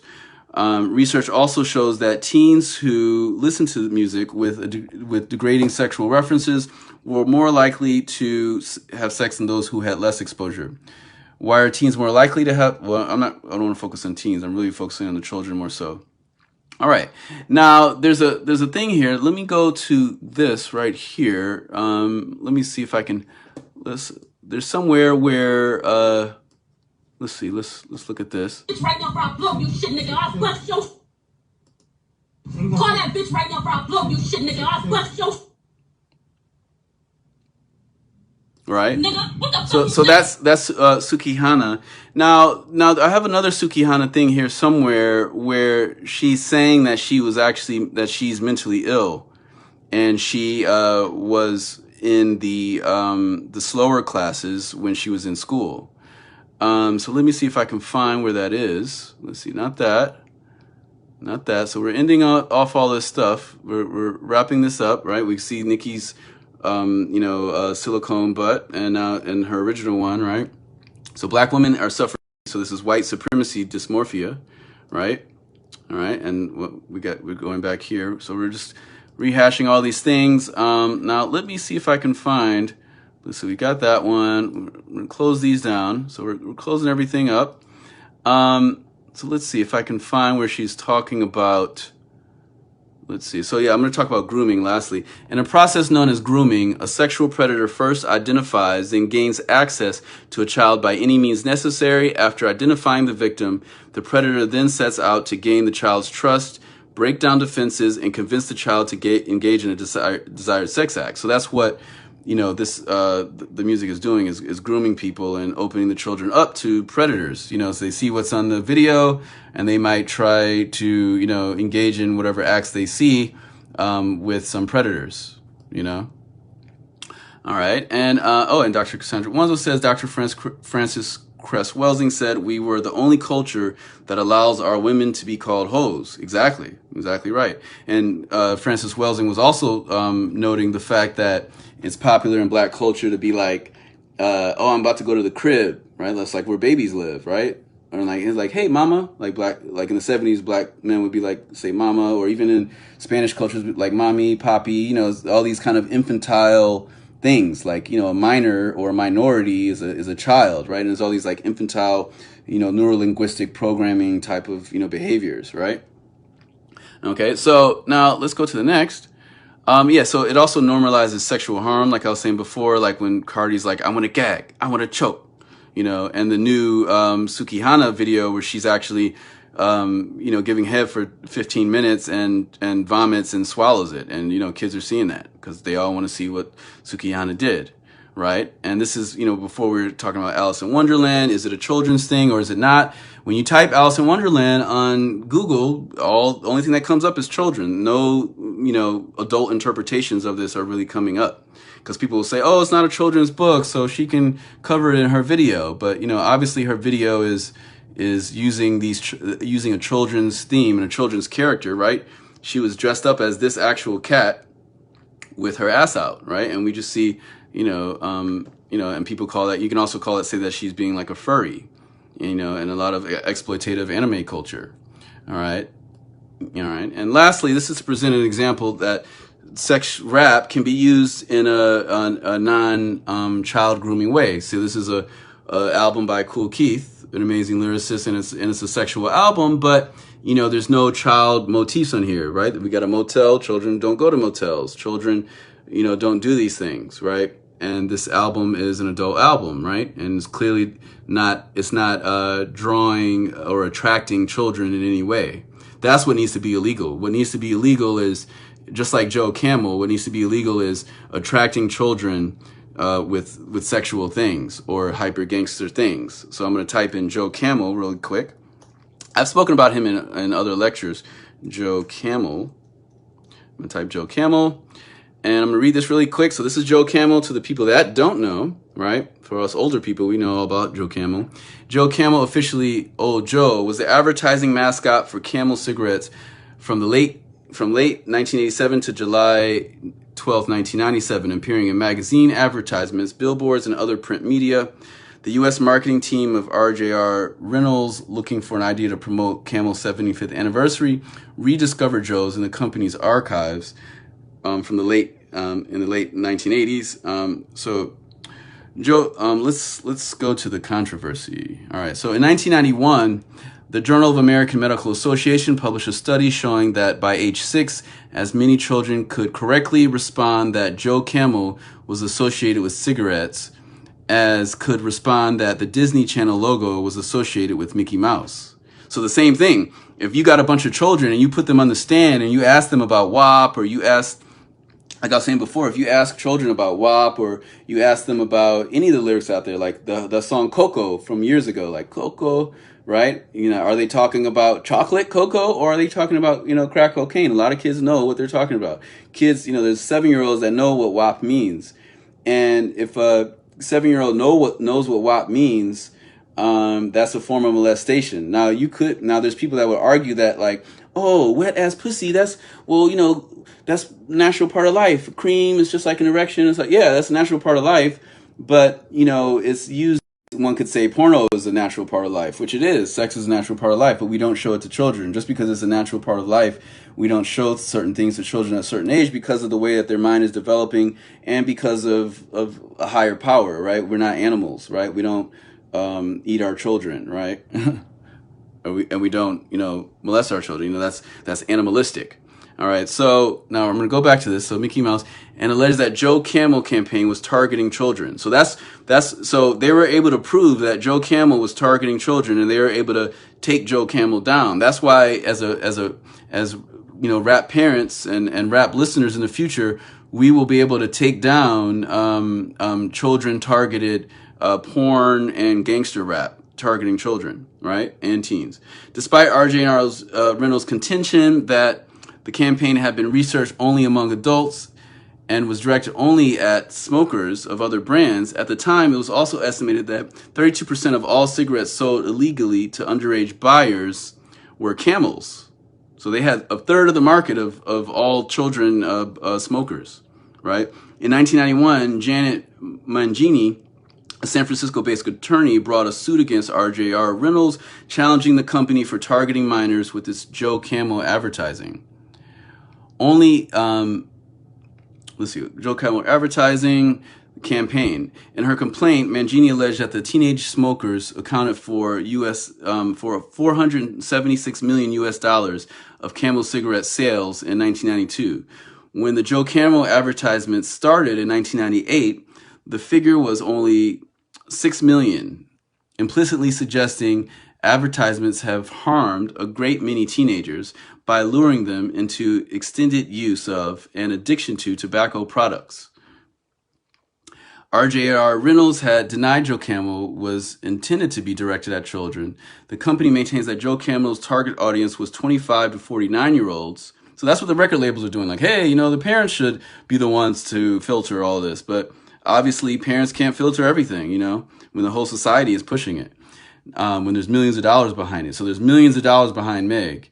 Now, 25 to 49-year-old males and current Marlboro smokers. In response to the criticism, RJR Reynolds instituted Let's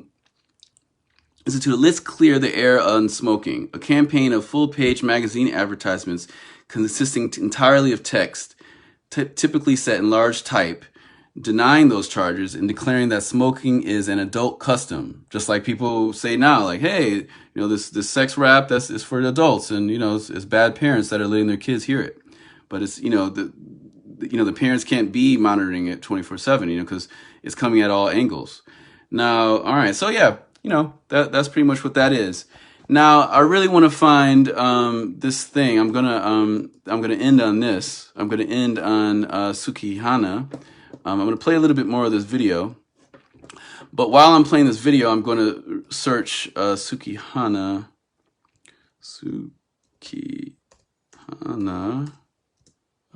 Mentally. Let's see. All right, so yeah, so we can see this video. So I'm gonna type Sukihana. Let's see, maybe this. All right, so we're gonna type Sukihana. Type Sukihana. All right, so yeah, this is Sukihana. So she's like the new, you know, rapper everybody's talking about, and people are like, what's going on? Is she mentally ill? You know, she's got a video out now that's her giving head and swallowing her own vomit, you know, just really disgusting stuff. And all the kids are seeing this. And so, you know, a lot of people are saying, what's next, right? Because everybody, you know, people are going for clout and all these things. You know, what's next?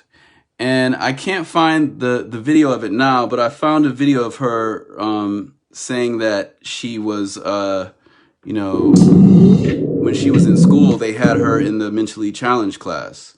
So that's what's just showing that the rap game is exploiting a lot of mentally challenged people. In 6th grade, I was in special ed. I was throwing tattle, give a fuck, 'cause now I get that bread. Get his bitches head. In 6th grade, I was in special ed. I was throwing tattle, give a fuck, 'cause now I get that bread. Get his bitches head. So she said in 6th grade she was in special ed, and that's I just want to leave it on that note, and that, you know, the rap industry is preying upon people with mental illness, right? And you know, pushing them to go even further. So we'll see where this goes in the future. So yeah, that's it. So this was a shout out to everybody that stayed tuned. You know, and this lecture was about, you know, the history of a brief history, or look at the, you know, the exploitation of Black women in entertainment in relation to rap in the rap game. So shout out to everybody that stay tuned. All right, peace.